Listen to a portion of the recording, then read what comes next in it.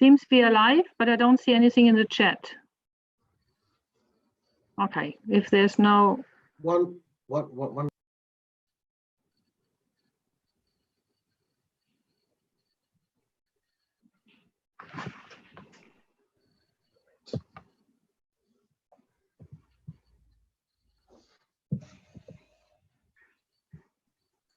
So I'm writing to Tony, are we live? Yes, we are live. So thank you very much. So welcome to the session number 4, Spotlight on Infrastructure Managers of the Global Rail Review. So thank you very much for the speakers. At the beginning of the holiday period, infrastructure is super important. So I see your commitment, quite happy to see this. So my name is Monika Heiming. I'm the Executive Director of the European Association of Independent Rail Infrastructure Managers. As you can spot, my interest is in infrastructure. So I'm quite happy to have really 4 great speakers. So the first one will be Wayne from Australia. So it's around the corner. So I will give you the word in a second. The second one is Krzysztof from Poland. Third one is Tim. The fourth one is Pablo, and Pablo will be our last speaker. So, and I will not wait, and I will not do further introductions. So let's go for you, Wayne. Tell us everything about Australian infrastructure, please. Thanks very much, Monika. Hopefully everyone can hear me clearly from Australia, and good afternoon to those in the UK. So I've got a presentation. I'll just do an introduction from that and share that screen with you now, everyone.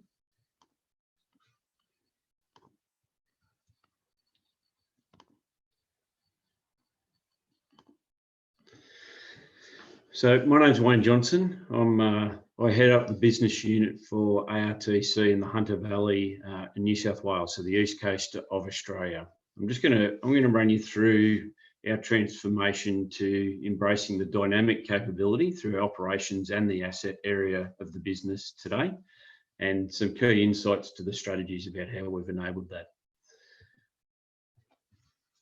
Now, I've got here a map of Australia, and you can see the Australian Rail Track Corporation, which is what ARTC stands for, and it ranges from Kalgoorlie in Western Australia, right across to Adelaide in South Australia, down to Melbourne in Victoria, up to Sydney and as far as Brisbane. And you can see there in the dark colour, just on the right-hand side is the area called the Hunter Valley Network, which is the area we'll get into a bit more detail. 8,500 kilometres of track in total, and about 1,600 people now across the business. And in total, some around 450 freight and passenger movements across the enterprise today. It's a great advertisement for state governments in Australia about how they work together, because all these governments vested their interest in a rail network to be unified under a one-stop shop for rail access and operations in Australia, which is why the Australian Rail and Track Corporation. Just going to move to the next slide and talk a little bit about the Hunter Valley.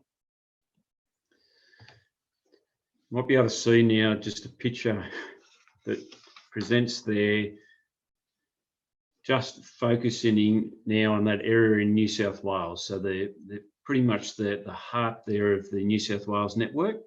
It looks like a big Y. Now that is the Hunter Valley network. And indifferent to the rest of the business, that's very much focused on intermodal and long-haul passenger trains between intercapital cities. The Hunter Valley is quite a condensed part of the network, synonymous with the haulage of thermal coal for the export markets in Southeast Asia, but a mix of both intermodal, freight and passenger traffic in the middle of all that. Now, there's a few interesting stats there, ranging up to on a high demand sort of day, up to about 25,000 tonnes an hour of product through the system, and picking that up from 38 different mining operations across the district, as well as then in combination about another 125 mixed between freight and passenger movement. So you can see quite a condensed but clearly intense sort of rail traffic network here in the Hunter Valley. Now, in total sum, I think when you look at the total Hunter Valley network, we carry about, in excess of about 35 billion GTKs up to about 45 billion GTKs per annum now across our network. Now, I'm just going to go to the next slide and talk a little bit about the development in a timeline of the Hunter Valley, just so you can see the macro. You can see there over the last 15 years, 4 key phases of development. First, embedding the Hunter Valley network into the RTC business. Then a significant infrastructure investment phase, a transformation phase, and now really what we're doing now is the optimizing of the network. Now, through the period of that time, we've invested about $1.5 billion AU into the network, and that's really about triplication, duplication, additional crossing loops in the single line areas, and a significant investment in train staging and sequencing areas, given the number of trains in the system at any one time. That's to avoid congestion and at the same time increasing the ton axle load and the train lengths that run throughout the Hunter Valley. So a standard train length, a freight train length through the Hunter Valley is 1,540 metres in length now, and a gross weighted tonnes of about 14,000 gross tonnes. So that you can see the significance of the heavy haul rail network through the course of that. Now, importantly, in here, I guess, whilst you can build that infrastructure, the last phases in our evolution of work has really been about transforming and not indifferent to the rest of business globally, embracing then how digital capabilities help us do this in the current age. And when we talk about that, we talk about both real-time and predictive analytics, as well as the lag and the use of digital capabilities in our lag, and what we're using now to be pretty much a highly amalgamated data sets in many areas about particularly the predictive and planning of maintenance. Just across onto slide 5, I'm just going to pause for a minute about the network and just talk briefly for one moment around where are we heading the supply chain and why the next few key phases of work for us, how that comes together in context. There's a quote at the top of the page, and many people will identify with this quote, someone that's sort of synonymous with systems of work, and that is, your system is perfectly designed to give you the results that you're getting today. Now, that was Deming's catchphrase in terms of, if you really want to change and improve, you've really got to look at your systems of work. What we talk about here is the supply chain maturity. And whilst I'm here to talk about the Hunter Valley below rail network, we can't do our work and improve the optimization of the supply chain by ourselves independently. We have to work clearly with the above rail providers and the 5 competing above rail providers in this area, as well as our passenger and our freight providers that move their trains and operate those train services. In combination with that, we also have to work with our supply chain peers. So the connection points, whether they're the load points where we pick up coal, or whether they're the destination points or terminals for intermodal or bulk freight. And this slide really talks about our movement over time, where we've been progressing to move from a defined state, so a partially integrated, centrally planned and coordinated service, into a fully integrated operation where all the linkages operationally are linked in real time across all the operational separate businesses. So 8 operating businesses working under one system of work. Now, this is largely the phase that we've been through in the course of the last 4 years. And we're now at the phase of realising some of the benefits from that through that significant investment and change journey, but as well as seeing some of the optimisation opportunities that yield from this progress. I'm sure I'll get some questions on this, Monica, when we get into question time. Now, in terms of the network operation transformation, in that context and the backdrop of that, you can see here a pretty coarse timescale over the course of from 80 years, 20 years to the current day and where the future lies. And operationally, it wouldn't be, there's many people on this call may have even seen a control centre, the black and white version you see here, which was pretty much historically manually tracking of trains throughout any one system. And most people will be very familiar with the process of graphing those trains out and then trying to manage these journeys. Now, innately, that was a highly effective system, but a lot of inefficiencies built into that process. Now, in the course of the last 20 years, and you can see a snapshot there of a centralised train control centre, which has been the predominance of the Hunter Valley operation for some time, is a focus on quite similar, but electronic tracking of trains. Now, if I go back to Deming quote, if you really say, well, what's different in this system of work? Yes, it was more real time and more advanced, but it really wasn't a significant shift in that pendulum of work. And what you can see that today is digitally forecasting and deconflicting the movements across our entire network simultaneously at one point based on the real-time data, location, and train capability. Now, what some people would call that is electronic train graphing, but this is actually forecasting and planning out the next 12 hours for every movement throughout the Hunter Valley. So if I put that in basic English, the next 200 movements of trains forecast in all the deconflicted areas of our network and digitally produced for all our users on one common platform now, and that is a live system working. Now that's leveraging what was GE's transportation, but Wabtec's movement planner product in combination with a number of digital small interfaces and front ends that link our customers and our peer service providers together. I guess the next phase of this journey is to move beyond this, but really leveraging the types of capabilities and optimization capabilities that are out there today. And so the next phase of this will be the learning and the learning algorithms and machine learning of this process now that we have a digital thumbprint for every movement across the entire network. Now, this has been a significant investment from our customers and ourselves, but importantly, the people that have come the journey at ARTC and stepped through this whole process, it's certainly a credit to them. You know, at a macro level, what we're really doing is systemizing what used to be the tacit knowledge of a network operation, embedding that, codifying that, and accelerating now the continuous improvement of this operation. And it's the smart digital capability that's enabling us to do that.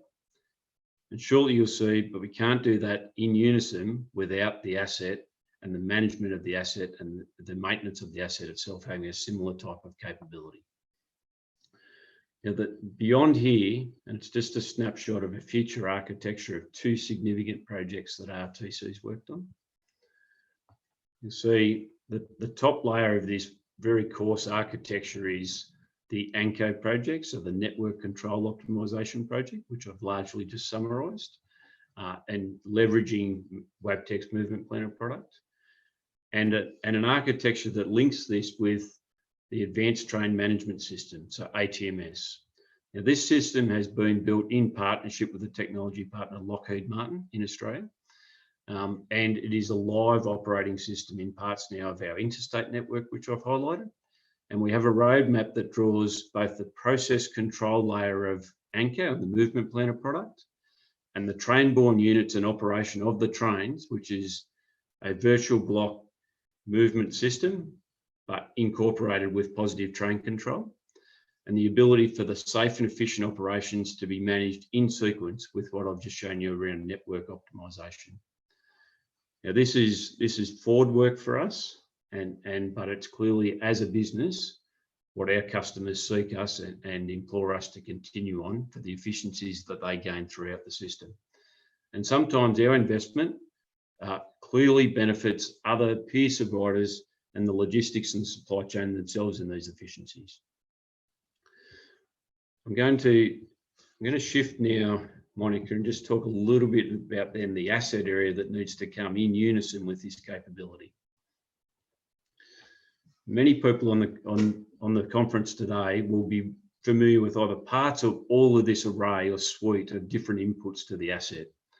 But between the track measurement devices, the routine types of inspections, and what we would call now instrumented wagons, the wayside devices throughout the network, the use of ground penetrating radar, video and their LiDAR radars, as well as our points condition monitoring, line scan and imaging, we have this huge array of information that together is an unbelievable wealth of information. But even in their own compartments, this has been used for some time to sense check. What we haven't really done as a network provider is build all of this linkage together about how we can actually leverage this information together. So a team, a dedicated team here working on what they call the decision support platform, which is really taking the multitude of the bespoke models, all the variable inputs and the control settings that we have for those networks, that's built up from 10 to 15 years now of this heavy haul network understanding into what is now a single shared system. And Bentley's been the technology partner working with us here. We've got a live prototype, and within the month we should have phase 1 live, which is a concatenation, amalgamation of both real-time in arrears data sets to provide the precursor conditions to our maintenance plans, and help us in a longitudinal sense and time horizon now have predictive asset maintenance based off the combination of those inputs. Now, this platform, some people would ask, well, what's the difference between that and concatenation of a number of workbooks together? It's the ability to have those control points and settings that each infrastructure manager from a maintenance perspective will be able to manage the uniqueness or bespokeness in any one area.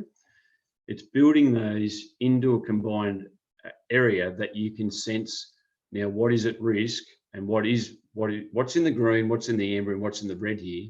And it's the sense making of that information, not just the amalgamation. And that's the benefit of the power of this work. Now, in combination with helping then do the right preventative or intervention maintenance at the right point in time, it also enables running in the intensity of traffic that we run in the Hunter Valley, because we are contracted to 100% of the available capacity of the network. So the smart and efficient use of time on track for these interventions is also a critical component of the ability to run to those high intensity rates in a sustained way, not just for a week or a month, but it's sustained over the course of the year. Now, the team that are working predominantly on this, again, have a system view to how this work integrates to the asset management system itself. And the asset management tool of choice at ARTC across the nation is the Ellipse Asset Management System. And the combination now of being able to use a direct linkage from this decision support platform feeding back to our asset system, and in combination now, considering now the operational capability in this together, means we truly have a system of work that changes the paradigm. So if I'm back to where Deming's quote was in our maturity, so the ARTC business now able to manage our network within the context of the supply chain needs in a very sophisticated and robust manner. And it's these toolings and equipment, I guess our capability to move with that digital capability, that's been able to really underpin this movement. Importantly, and it'd be wrong for me not to comment on the amount of people and the absolute commitment from the teams that have been directly involved in these key and pioneering projects, from the leaders that have been involved over that period of time, but importantly, the support at the frontline employees through to our customers as we've worked through the trialling, the prototyping and the development of these, which has been a significant change process across certainly the network and across the industry within ARTC. And Monica, that's a highlight, and I think nearly close to probably consumption of the time today, but I'll be looking forward to some questions about our work. I think you might be on mute. I'm muted. So thank you very much, Wayne. That was super interesting. I could ask you tons of questions, but we will go through all the presentations first. And then I have 1 page of questions for you already. So that is very, very exciting presentation. Thank you very, very much for that. That's really interesting. So then I call on the next speaker, which is Krzysztof from Poland. Could you please, yeah, there you are. Could you unmute, present very briefly what you're doing, and then start your presentation, please? I'm the Deputy Director in the Strategy Office in headquarters of PKP Polskie Linie Kolejowe S.A. in our company, and I'm responsible for strategy of our company. Let's In few words, that's enough for now, I guess. I didn't hear you. Yeah, that's fine. So just go ahead with the presentation. Okay. I will.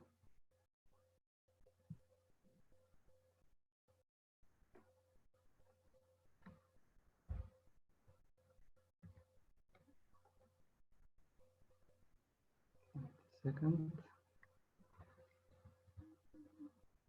Can you see anything? Is that okay? Okay, so thanks a lot. So greetings from Poland. Let me throw some light on the COVID's impact on investments of PKP Polskie Linie Kolejowe S.A.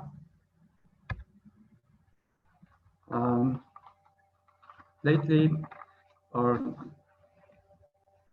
now, we are carrying out the largest program in our history. Its total value of about 17 billion euro. Within this program, we have more than 230 projects of different scale.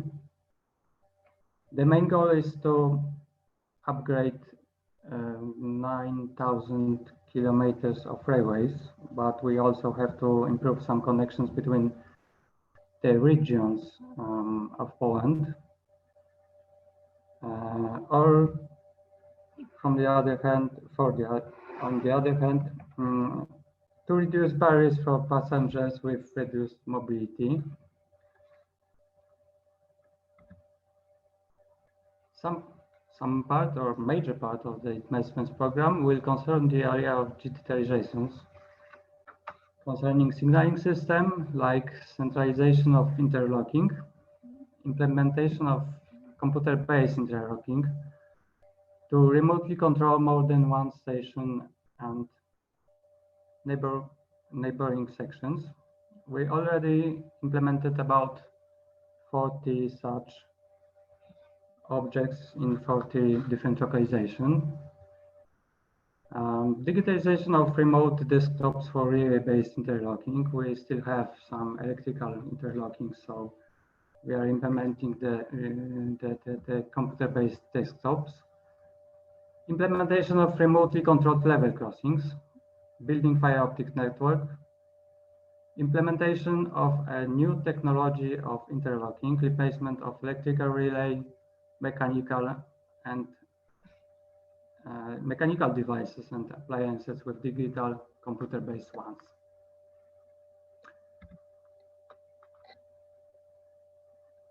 We also do such things in the top layer. So we implement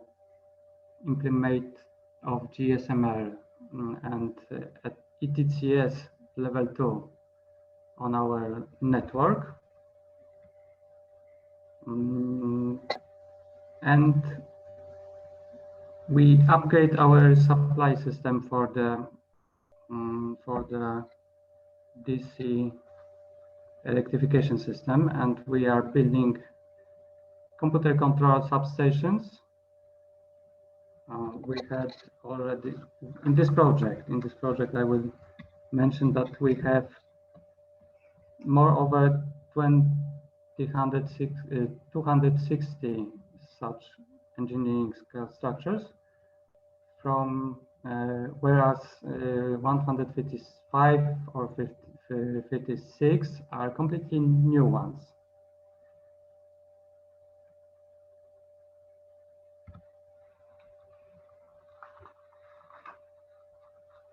The next scope, sorry,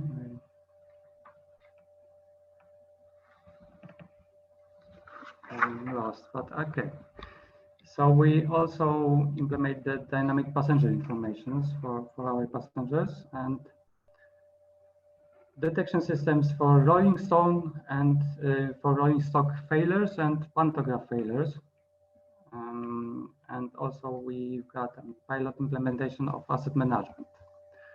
Those three mentioned projects will be the first step in using big data technology by PKP Polskie Linie Kolejowe S.A.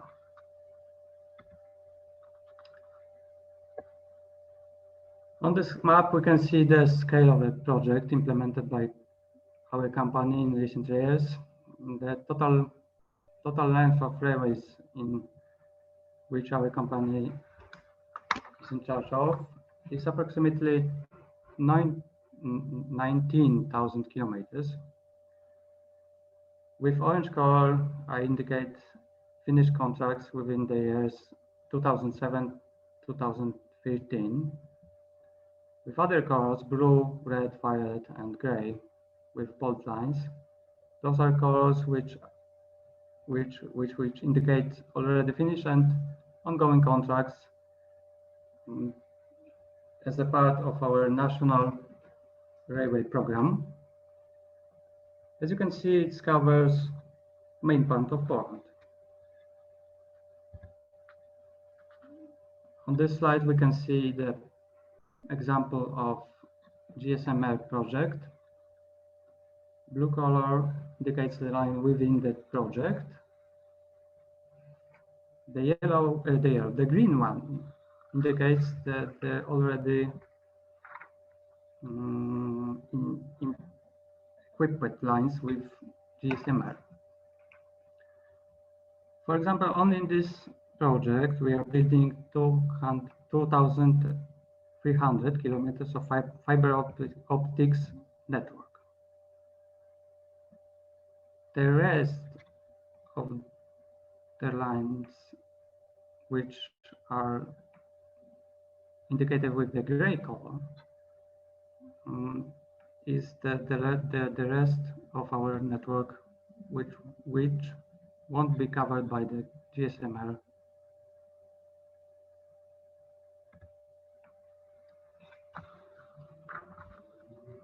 Okay, in the first quarter of this year, something unforeseeable happened, which is the outbreak of COVID-19.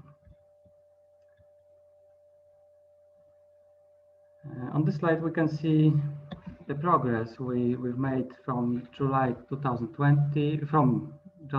2020 till July 2020. As you can see, there is an increase in the finished contracts. It's about 210 million euro, and works which started in this period, I mean, it's about 1.2 billion euro. Comparing year-to-year data, impact of COVID-19 in cash flow is not so visible yet, because the increase is quite similar to the first half of 2019, so the first half of the last year.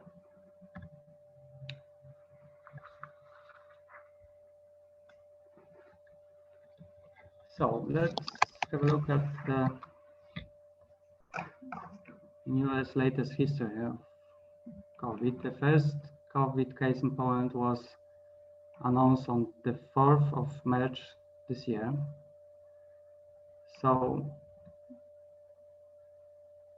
in 1 week, we set the rules for the organization of meetings and regard to the risk of spreading the COVID-19 infection. Those are the things what is quite obviously lately.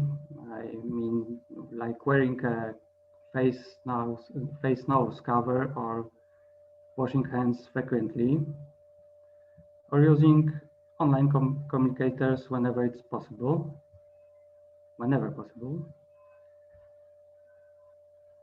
After 1 week from that moment, I mean at 18th of March, we issue instructions concerning organization of tests on completions in accordance with epidemiological risk.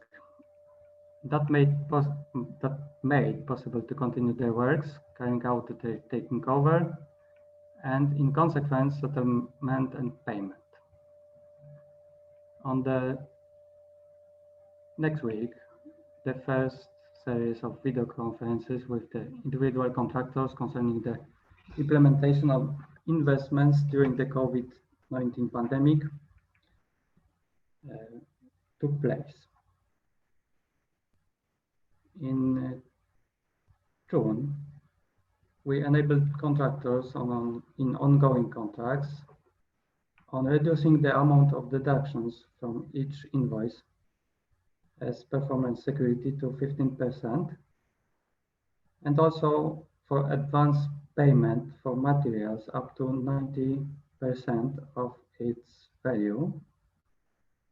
Of course, that value should be confirmed by the engineer. So at this stage, it is not yet possible to precisely indicate the consequence of the COVID-19 epidemic outbreak for the implementations of investments. Nevertheless, the company undertook the following actions. Due to occurrence of COVID-19, Fred PKP Polskie Linie Kolejowe S.A. meets with contractors currently implementing railway investments, who declare on one hand their willingness to carry out works with highest possible equipment and human potential. On the other hand, with a maximal risk reduction of spreading the virus. As a result of this, we issued recommendations for remotely leading commissions and other meetings, for example, taking over commissions for finishing scope of works. Currently, remote communication means are also being used. It should be indicated that the parties of the agreements undertake various activities aimed at enabling the implementations of railway investments. As a part of activities to improve the financial liquidity of contractors, the time to settle payments has been shortened. Despite the contractual 30-day deadline, the vast majority of payments are made after a few or after several days to contractors' accounts. There have been no delays related to the epidemic impact on the currently ongoing contracts. Nevertheless, the potential of contractors confirmed during the regular video conference is at the level of 80 till 90%. We have decided to limit performance security to 5% of the contract value in new announced tenders. Only in factually justified cases, the security may be higher, but not exceeding 10%. With the new reduced value of the security, it's still possible to pay for it.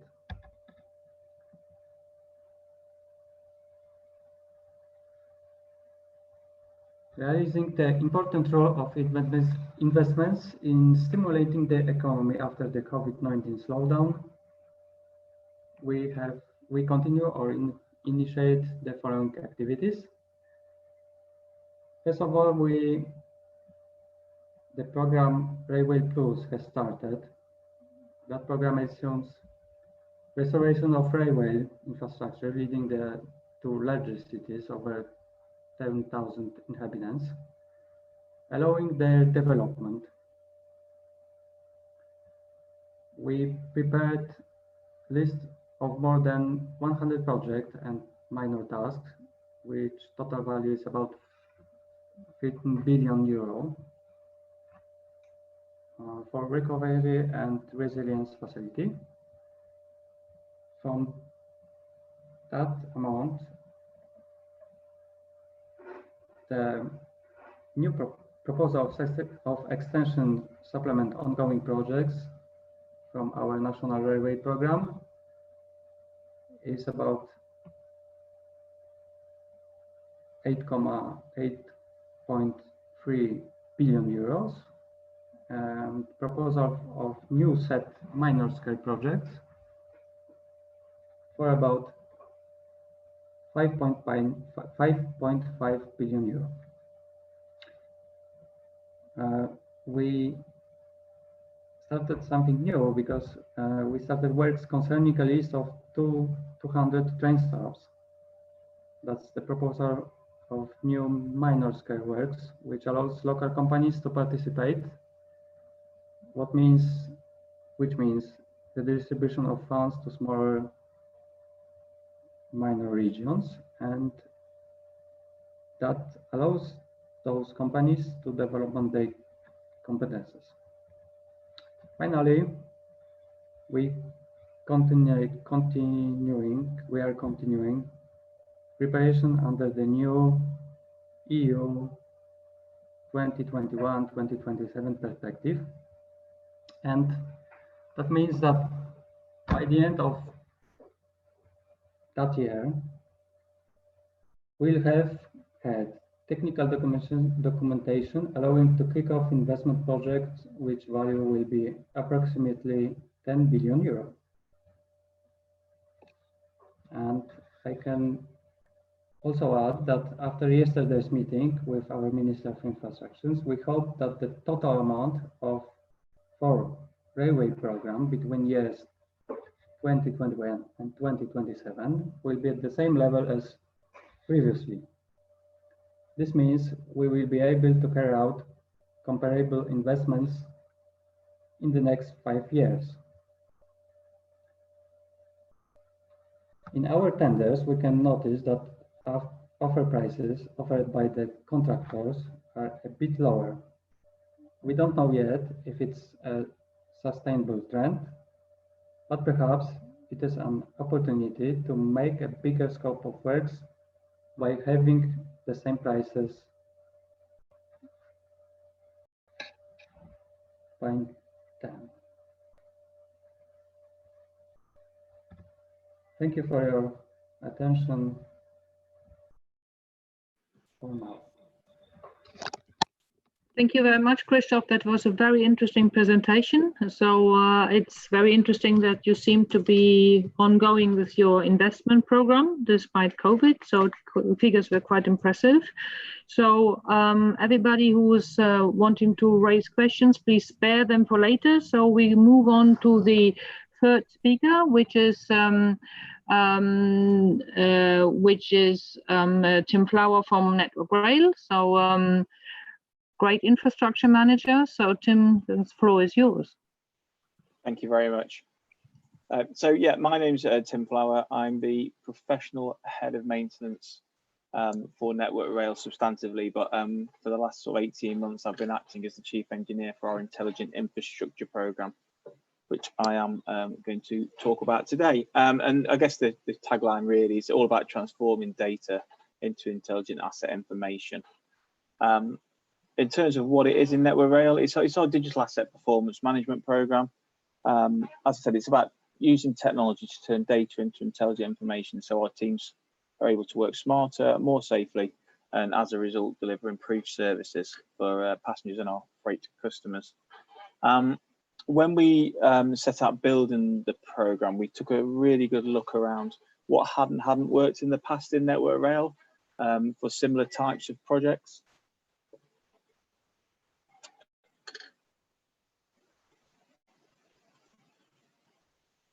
Sorry, something's gone wrong with my video.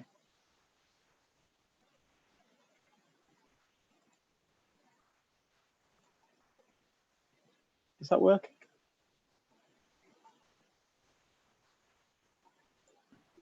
Not yet. Is that working? No. Can you see my slides? No, I can just see the screen with the speakers. Oh, apologies. Right, let's try again. It always works in the pilot phase, but the wheel is, yeah, see it now. Could you put it on full screen? Is that working? Yeah, I will do that now. Apologies. Okay. No worries. I pressed it and I hadn't. Okay, so yeah, when we set up the program, we had a really good look at what did and didn't work from previous similar types of projects. And the things that we noted really is that we had to consider the full end-to-end from what's the initial engineering assessment through to how do we properly equip the teams on the front line? And so as we built the program, we set out to properly understand each of those elements for each of the disciplines that we're working within. So as part of the engineering assessment, we do a full failure modes, effects and criticality analysis. And from that, we're able to understand if our maintenance regime is currently fit for purpose with the data and information we have, or if it should be brought up to date. But we're also able to understand what different components we potentially need within assets, or should we be looking to completely remove certain asset types from the railway. Obviously, the UK railway has been around for a very long time, and so we have continuing obsolescence issues, and we also have issues with where we have assets that will never deliver the performance requirements that a particular stretch of railway needs. So utilising that for failure modes, effective criticality analysis, we're able to make different decisions about how we maintain or renew our assets. That analysis also enables us to understand what elements of an asset we should be monitoring, and whether that's from something being connected to the asset, something being connected to the wayside, looking at trains going past, or whether that's something that's fitted to a train, such as some of the items that Tony talked about earlier, and I'll come on to a little bit more about what we do on trains shortly. And also things like aerial survey and how do we utilise drones effectively. Once we've established that, we're then able to build our analytics portfolio.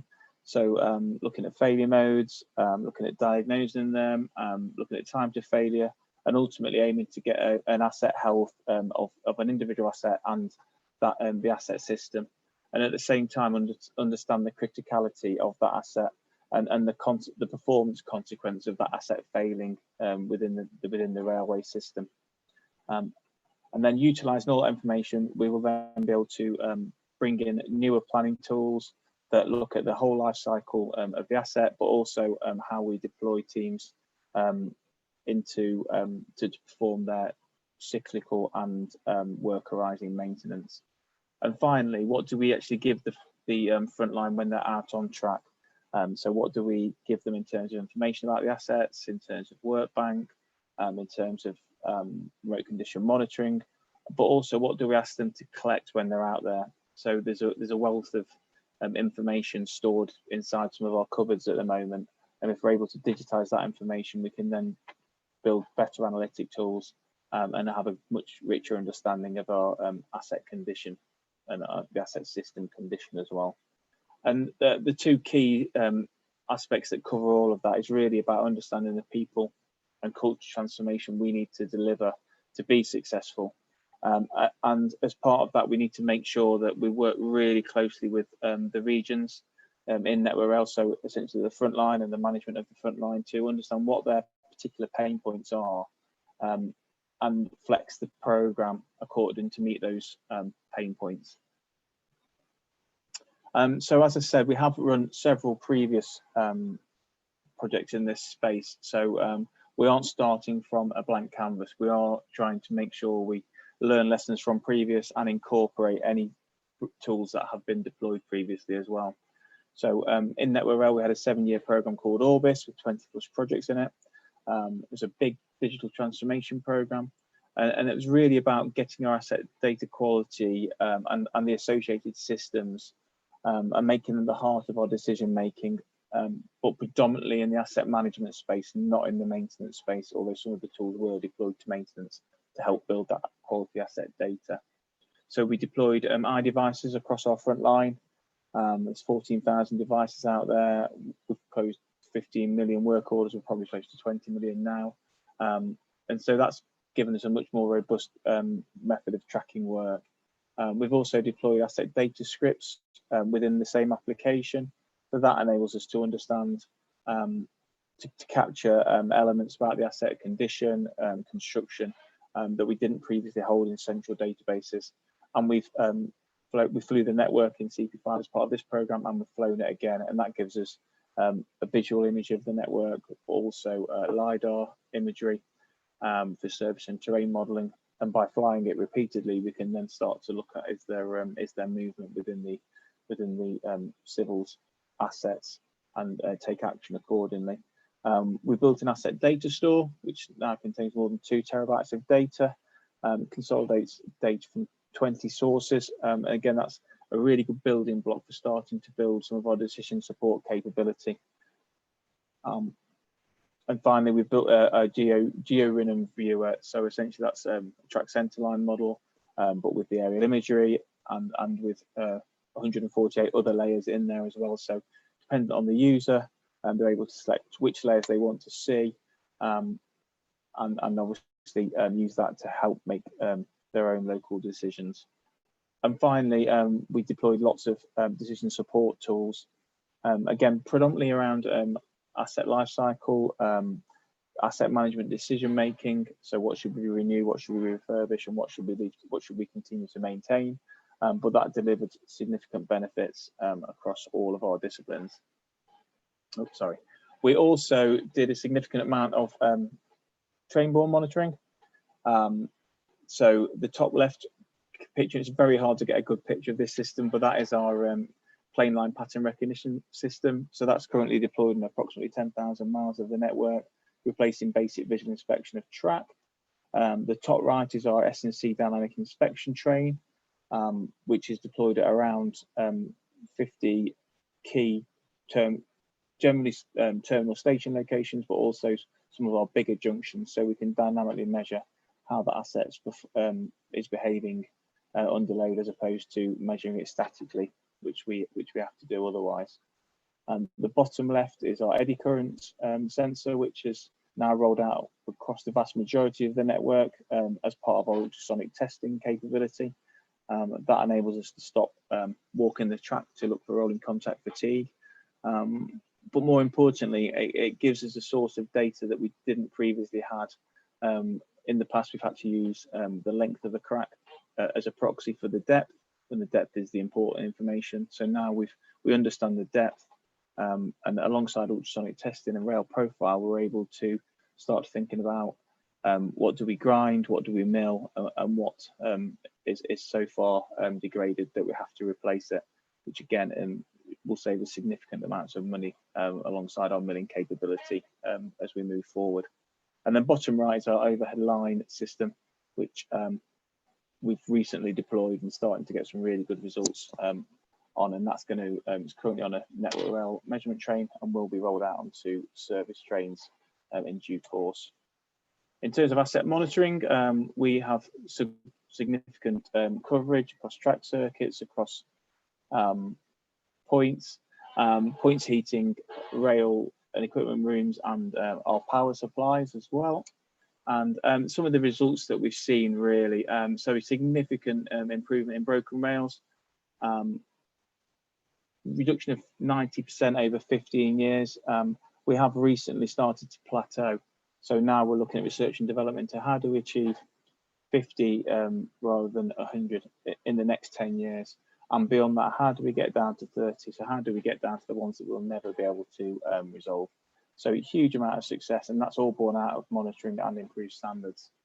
And similarly for service affecting failures, generally a year-on-year trend, the odd outlier with significantly hot weather, etc. But really, really good progress. But this program has been set up to continue that good progress. So in terms of the program, we set it up into 8 work streams, which are aligned to our disciplines, and I guess that's aligned to our management structure as well, which is really important. So in the technical authority, we have professional heads across all of these areas, and in the routes, they have maintenance engineers and asset managers with similar alignment. Through these work streams, we're going to deploy new forms of monitoring, new tools, and new technology to enhance how we manage and maintain within Network Rail.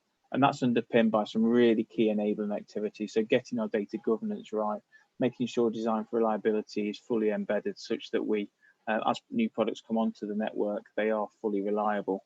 And renewing and refreshing our fault management system so that we've got the best possible data to make decisions on. And making sure that Ellipse is fit for purpose and that our Azure platform supports all of this activity. In terms of the development process, we work really closely with end users to build solutions. So they agree the prioritized roadmap. They form part of our development teams. They then test it, and their peers also get involved in the testing. And as part of that, we obtain huge amounts of feedback that we're able to improve the initial product before we roll it out across the network. And that's delivered on a cycle on a regular basis. And the target is that we will deploy new capability every 4 weeks within each discipline through this process. So moving to a very, very rapid deployment model. And finally, why are we doing it really? So what is it going to deliver for us as Network Rail, our frontline staff and our passengers? So it will give us a more informed view of the whole network, having a clear master data record. So that's key for decision making. Data will be consistent, stored in one place, and we will be remotely monitoring assets where there's a business case to do so. Our planned activity will be streamlined, which enables us to optimize how and where we access the track, because obviously track access is at a premium and does come at a cost.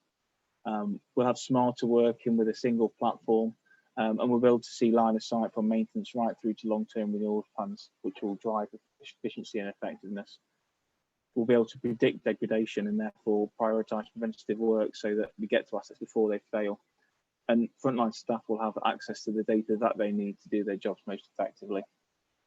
And finally, we really are focused on being able to support local decision making, delivering for our devolved regions, which are essentially independent business units to a large degree. And that then helps them to provide what customers and passengers want and need from the railway.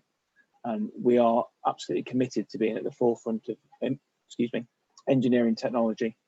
And we need to, as I said at the start, we're really, really key to all this is inspiring the future workforce and upskilling our existing teams so that they believe in the journey that we're on and help us to be successful. And that's it for me. Thank you very much for listening, and apologies for the cock up at the start. Thank you very much, Tim. That was a very, very interesting presentation. So I can see the challenges behind it, but there are only opportunities, of course, you know. So you'll have a great railway network. So so before we move to the questions, we have the last speaker, not the least one, which is Pablo.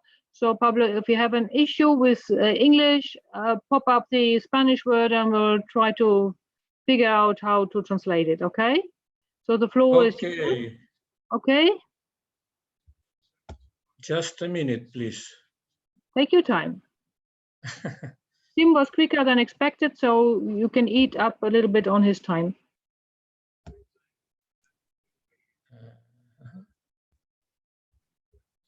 Oh, yes. Well, thank you very much. It's a great pleasure to be in the summit. Thanks a lot to the organizer and special to Mr. Craig Waters here.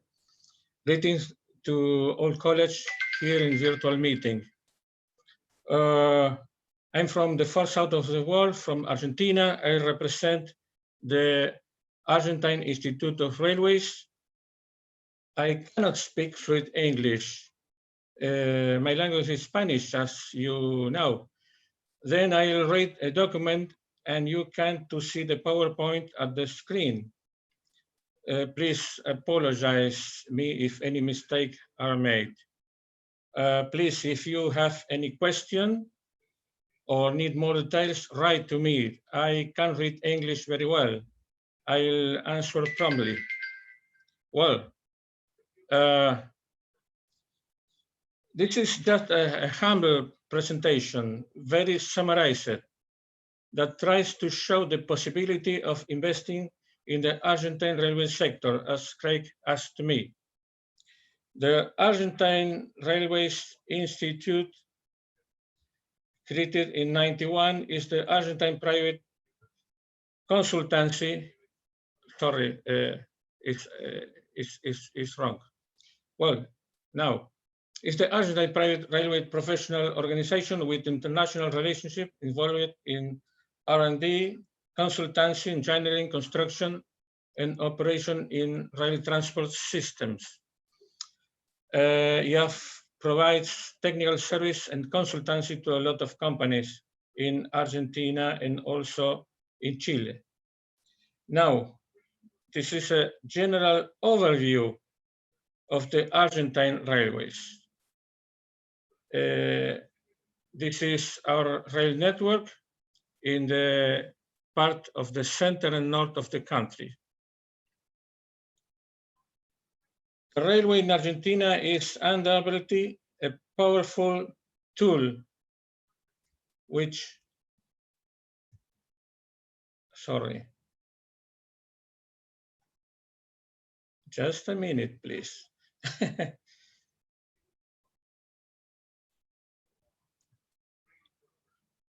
Well, now, as I told, the rail in Argentina is undoubtedly a powerful tool which current reality demands immediate answers. A system that remained in the 50s and that will have to be rebuilt by the 50s. By the 2050, this is a big jump. Argentina had the biggest and best railway network of Latin America but for a century, but a maximum expansion of 45,000 kilometers. A large network, qualified personnel, were organized with maintenance workshops and schools for training. In Argentina, the university formed railway engineers for all Latin America. An important private industry which made everything necessary for the railway and also exported railway material to several countries. But that was in the past, some 30 years ago and more. Then the destruction of the network and the world rail system in the country by decisions that favored the automotive and fuel industry market, left Argentina with only a few railways with unsatisfactory quality. The rest of the railways fails to meet the national demands of passengers and cargo transportation. The 34,000 kilometer network in operation in '89, almost completely concessions since '91, is now operable only in 19,000 kilometer long. But at the present time, we have the opportunity for the reconstruction of the system with major investment and projects for updating, modernization and expansion of the rail network, for the internal transport of the country and the international connection with their neighbors.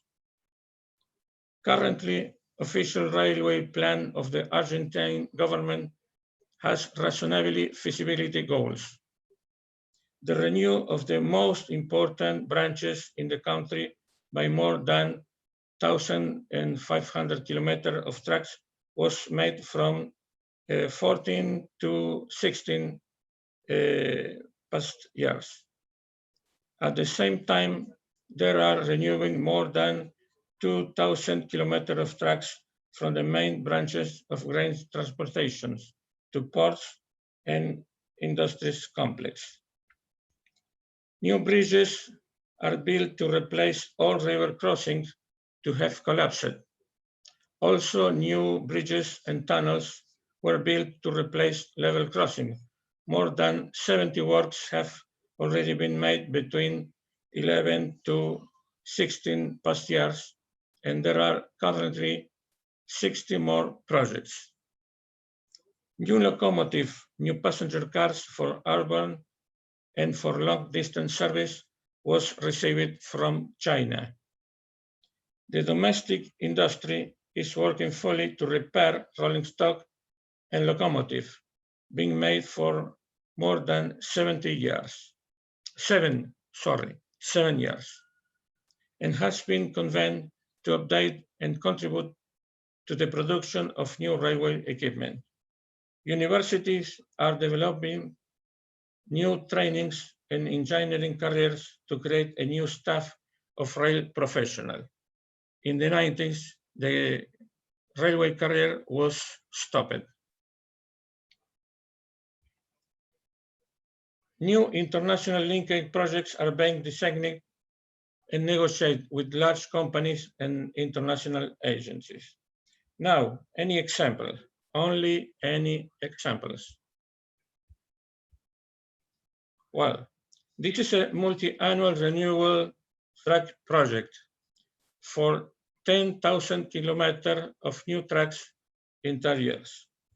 This is the list of the subministries necessary to attend these multi-annual rail infrastructure projects. Is for a $40,000 million program in 10 years. This is a half point of the public income of the country. It's not a very big and difficult to make. It can't be made by the country. It is a big challenge to the suppliers in Argentina. The envisaged mass transport plan, which overcomes the constraint of the private transport business, which serves the interests of the country and its communities, which is evident in the face of export growth. High traffic demands, state financing of infrastructure works and facility that can be established for financing rolling stock purchases will allow the private sector to invest reasonably in locomotives and wagons to contribute to the modernization of the rail system and its growth, with a view to reaching at least 60 to 70 million tons per year of traffic. Transportation of commodities for export, industrial supplies, mining, fuels, containerization and palletized loads, general loads. Recover intercity passenger traffic, educate and train new generation of railways, recover and modernization of workshops. This is a very, very big program. Now, these are the strategic axes of the south cone of the country that cross Argentine territory from Brazil to Chile, from Uruguay, Paraguay, and Bolivia, crossing the country. But we have no railroads in activity for this challenge. Then the project called Ferrocarril Unión Pacífico, that means Unión Pacífico Railway. It's not the North American Union Pacific, obviously, it's our Unión Pacific Railway. It's a consortium comprised of 11 municipalities from the Argentine province of our Argentine Institute of Railways. Bioceanic railway connection linking the Atlantic Ocean, 11 ports, with the Andes Mountains, and 3 Pacific ports in Chile. It needs a complete renovation and implementation to modern standards with the aim of collecting relevant costs of constantly increasing freight transport. Implementation and following exploitation activities are open to public-private joint venture. We have today an agreement with the Chinese group, but there is open to another possibilities. It's 1,300 kilometers long, 7 million ton year of cargo, $2,200 million investment with this contract with the Chinese Argentine joint venture.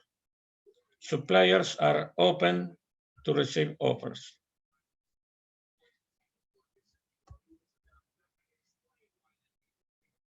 Well, this is an explanation. This is a network scheme to linking a lot of ports in the Andes with 3 passes over the mountains. This is the program of 5-year plans to renovation and repair repair the track, with intermodal operation, track the mountain passes and transversal connections. Perhaps a branch across the Andes will be possible. This is the resume of the investment program. Well, any photos of exploration and the people that receive test train in the country. This was a test train. Well, this is a port facility that a lot of companies, international and national companies, are made in the Paraná River. This is the most important terminal of ports to grout the exportation. This is a scheme of Cordoba city in the center of the country to make a system, a metro system to this city. Is 1.5 million of inhabitants. This is a scheme of the project to a metro system in the Santa Fe city. It's a capital of the province of Santa Fe over the Paraná River. In the northwest of the country, near Brazil and Paraguay, this is the Misiones province rail project to make the connection with the Iguazu Falls and the national parks and the limit to take traffic from Brazil and Paraguay.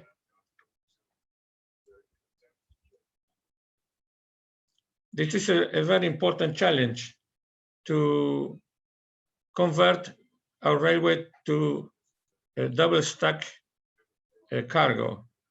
We need efficient use of carrying capacity because today it's very poor. It's very poor utilization of the axle load. If you not understand me, please write to me because I'm very difficult with this. We understand. Well, thank you. Well, this is the profile conversion. We have no problem to make this conversion to double stack, but there are a very important quantity of bridges over the track that must to be converted. Well, this is a scheme in the west of the country that links 3 provinces with mining, gas, petroleum, wine, fruit, olive oil, metal industry, and tourism. It's very important. It's very important. It needs 1,000, more than 1,300 kilometers of existing and new ways to be constructed. This is the Metro tram in Mendoza City. Only the blue line is in operation. The yellow line is in construction. And the rest of the branches are in project. It's a very interesting. And this is the Tucumán City project to be a high-level metro to construct. This is a city in the northwest of the country.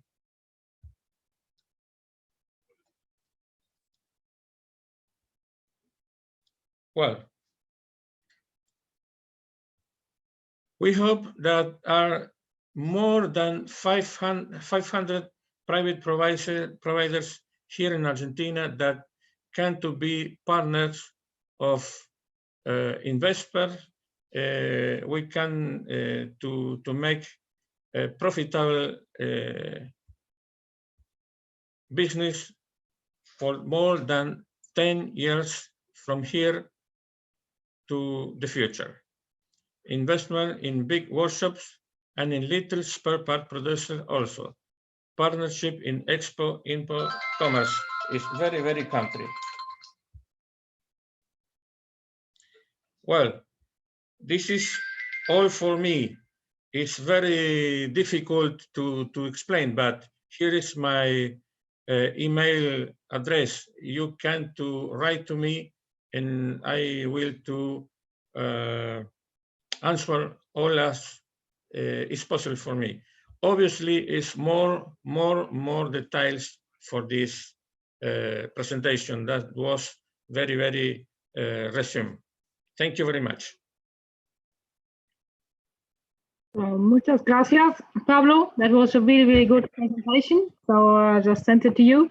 So what I suggest now, we have 15 minutes left. If my time is right now, a bit more, 19. So I go down the in the order of appearance.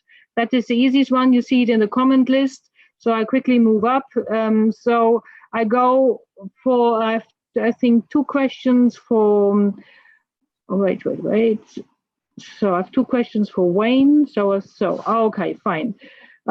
So Wayne, to what extent, so that's a question from Craig Waters. So to what extent are you using remote condition monitoring for trackside equipment? So switch point condition, trackside lubricators, and how do you achieve reliable device communication in remote areas? So it's a bit more technical question. Thanks. Good question, Craig. So the reliance on those remote monitoring is a bit similar to the examples you just used. So clearly it includes the grease systems. The remote condition monitoring system's probably been the newest inception in the last 2.5 years, which is monitoring the amperage or the draw of the current on each of the points and the swing nose points in the system. So we have a good understanding, both real time and also to be able to review that where we might have an issue in remote areas. Now that's also helped support particularly the areas where we need backup power supplies and the like that are in situation now. And in many areas, that's both battery and generator backup in power units, which is also a communication system in some of the more remote areas of the network. Okay. I have a question by myself. I'm just writing a comment to all panelists and to attendees. So if you have further questions to Wayne, so he's not around the corner so often from Australia, so it takes a bit of time. So use your time now and pop up the questions. Whatever you wanted to know about Australian infrastructure, please cast your votes or cast your questions, please. So my question to you, Wayne, is that so we have heard, for example, from Christoph that there has been some issues with COVID. Do you have any COVID, or do you have it along the line, or does it stop somewhere and you just continue uninterrupted with your program, or has there been any setback? Thanks for the question, Monica. Different areas of Australia are if you like, suffering the COVID situation differently. Right now, Victoria would be the worst placed in Australia. Now, it's not within my business unit, although parts of the RTC business are coping and dealing with that, and some of the provisioning centres or the remote maintenance centres are situated in those hotspots. We have a number of controls in place around our personnel and our network control centres that hopefully enable our staff to remain healthy through the period of this time. And our staff have taken this really quite seriously, some of them not indifferent to healthcare workers, where they have isolated themselves away from community so that they are right for work. Because we rely on their frontline services in both the asset and the control areas, and we maintain vigilance on that. Now, I need to put that in perspective. Australia is coping quite well in comparison to some of the other infection rates globally. So I say that with all respect. Okay, thank you. I have another question from Craig. So he seems to be quite interested in what you're doing. My English is, photogrammetry. Yeah, right. Provides almost the same precision as LIDAR or LIDAR, but is much cheaper. So this is exceeding my technical know-how now. Thanks, Craig. We've used some trials, and the first trial was a location from Newcastle here, where I am, to an area just to the north of Maitland. And we used that digital imaging from a company that have started doing some work with some of the metropolitan council areas. We were able to pick up every Pandrel clip in 52 kilometres on its first run. Now, if you think through the capability to use the digital imaging on a scale and calibrate that to the precursor conditions, particularly mud holes, if you like, the precursors to broken rails and temporary speeds is something that we have a high focus on. And so we would think that there is future for front of engine placement on those types of imaging. So you're picking up in weight distribution about how that actually works. But the first trial was immensely successful in terms of the type of capability.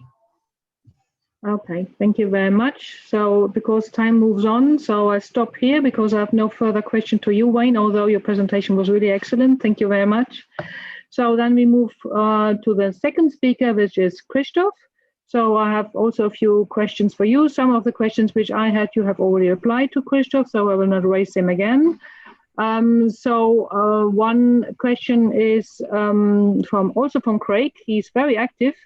So as part of PKP's digitalization of the railway, considered the implementation of traffic management on connected DAS systems on the trains to improve recovery from disruption and improve performance on such a large network. Can you repeat this system again, because I just haven't heard what kind of system it will be. Sorry? Can you repeat the question? Okay. As part of PKP's digitization of the railway, considered the implementation of traffic management and connected DAS systems on the trains to improve. What do you mean DAS systems? I don't know, because I've heard all of the part of the question, but I don't know what. Craig, could you just maybe unmute your mic? Hi there. Yeah, so the question is where are we? Has part of PKP's digitalization of the railway considered the implementation of traffic management and connected driver advisory systems on the trains to improve recovery from disruption and improve the performance on such a large network that you have there?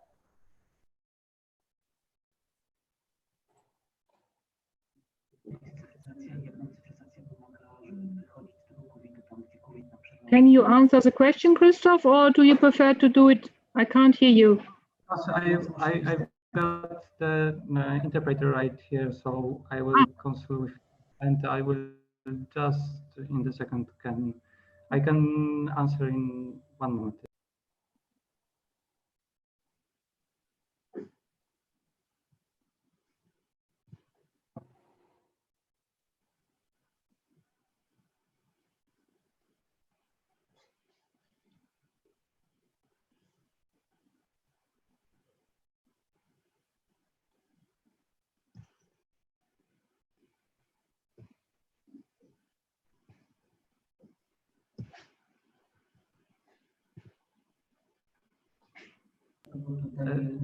Yes,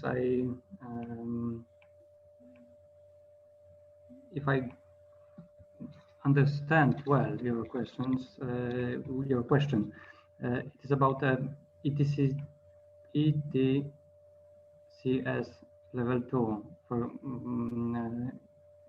project, which has some. We can 1 moment.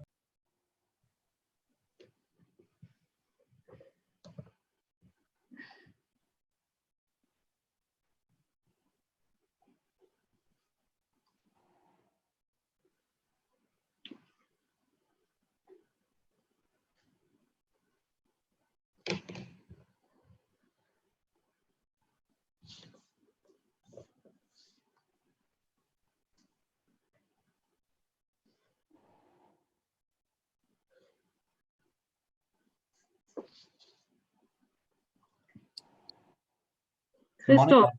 Yeah, Christoph, can you reply now? Otherwise, what I suggest you can reply now? No, I can't. Move on to the next one first, and then I get back to you. Okay. I move on to the next? Yes. Okay, because I have a second question. So could you please note that one as well? This is on 5G and the new FRMCS standard on communication. So we have soon, which will soon replace the current system GSMR. Is PKP still investing in the deployment of GSMR, so the current technology, or is it also investing, or when and how is it investing in the successor, so FRMCS? Okay, these are the two questions I have for you. Yeah, we Okay. are in. You let me know when you're ready. I move on to the next one in the meantime. On this question, I can answer right Can now. answer that one? Yes, GSMR, yes. 5G or another successors, not yet. Not yet. Okay. Not yet. So you don't have a target date for that one? We don't have. Okay, thank you. So when you're ready on the next one, you let me know, okay? You just raise your hand, I will see you. Okay, then we move to the next speaker, which is Tim. I'm just checking what I have for Tim. No, I don't see any question. I see a general one, question for all speakers. Customers and passengers don't want to wait for 10 to 20 years for change. So some of the programs run over quite a substantial period of time. That's the nature of infrastructure. Anybody coming up with a smart idea how to speed up project delivery across the industry? So from my membership, we can see that one or two members actually have the opportunity to deliver earlier because they simply have less traffic and they have more traffic capabilities available. So are there any comments from anybody? Maybe from Tim, because I don't have a question for you, Tim. No problem. I think from our perspective, we're looking to make sure that we work really closely with the regions, who then work really closely with the train operating companies across their track to understand what it is they're looking to achieve and working at it from that perspective. If you're talking about enhancements, obviously they do take a very long time, but in terms of making solid incremental improvement, it's about understanding what's the performance target for a piece of infrastructure and then setting a maintenance and asset management regime to achieve those performance targets. And that's what we're really focused on at the moment. So almost horses for courses for the infrastructure, for the performance the infrastructure needs. So that's a big push for us at the moment. Localized decision making and empowering the local engineers to set maintenance regimes to meet their needs. Okay, thank you very much, Tim. So I know it's a challenge to speed up things. And okay, Christoph. So on the first question, are you ready? Not yet, because I wrote to. We have 7 minutes left. So because they simply cut the session. I mean, there could be that they cut the sessions. Maybe we hang on a bit later on. So prepare your reply. Then I have a question to Pablo. Pablo, you spoke about the cooperation with the Chinese. That's quite interesting. Could you explain a bit more what you're doing with the Chinese? What is it? Do you have an agreement like on the Silk Road? Do you do PPPs with them, or build, operate, and transfer? How does it look like? Well, I will try to explain as I can. We have in Argentina a long relationship with China, especially in investment of China in ports, mining, grains, and now in railroads also. Our institute, Argentine Railway Institute, with the consortium that I told, Unión Pacífico, signed last year an agreement to financing for this project by $2,000 million. China provides the financing, and only a part of materials, perhaps only locomotives, perhaps only rails. Rest of the investment, rest of the suppliers are from our country, from national industry.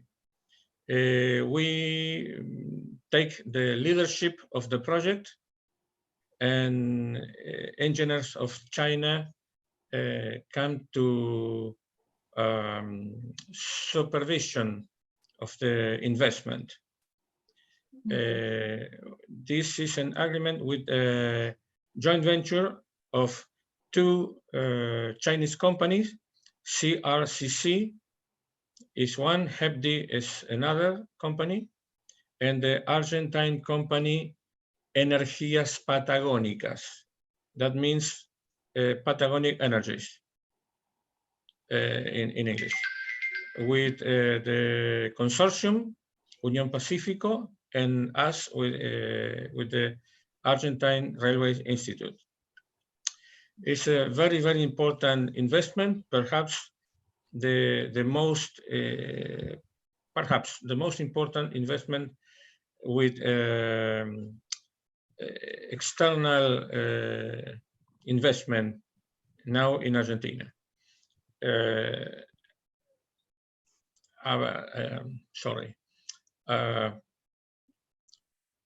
Involves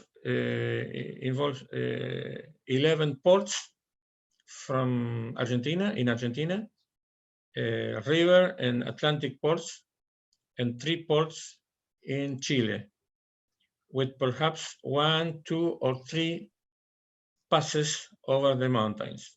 One of the passes perhaps will have necessary a tunnel, perhaps. Okay. This step of the Andean Pass is not involved today in this investment. It's a future possibility with an agreement with our neighbor Chile. But in the Argentine side, it's possible to make an intermodal node to make the pass with lorries. Then we can come to the foot of the Andes, of the foot of the mountains with railroad to a city called Malargüe. You can see in Google Earth. Okay. Malargüe city. This is the town in the foot of the mountains. Then from Malargüe to Chile are 3 passes to can use by lorries. Well, that's fine, Pablo. So that's we will write. Understand. I have 3 minutes left. Otherwise, so I have now Christoph. Thank you very much, Pablo. Muchas gracias. Thank you. That's very interesting. So now I have Christoph. Now the floor is yours. Well, I just understood, because as it is written, it is easier to answer for that question. We didn't implement such a thing like driver advisory systems. So we do have cabin communications, but it is only or not only, but within the ETCS level 2 for cabin communications for the driver, but not. Can you speak a bit louder? It's very difficult to hear you. Yes, okay, so I will repeat, because we don't have such a driver advisory systems at all. We can consider after that question to implement such thing. So I cannot answer how it improves the recovery from disruption, because we don't have such thing. Okay. Thank you very much, Christoph. I just see that we still have time for other comments from everyone. So is there any comment or question you wish to raise? Also from the speakers to each other. No? You're all happy? Okay, so then I thank you very much, and all that remains. So it's 4 o'clock here, it's 3 o'clock in the UK. So does Craig or Bantry or anybody wish to make a concluding comment on this session then, as you are the organizers? Yeah, of course. So thank you to everyone for joining us. Great presentations there, and it gives us a good insight into what's happening around the world. Some really informative information coming from you all, and definitely something that we can all learn from and move forward. I think key to moving forward in the industry is learning from each other.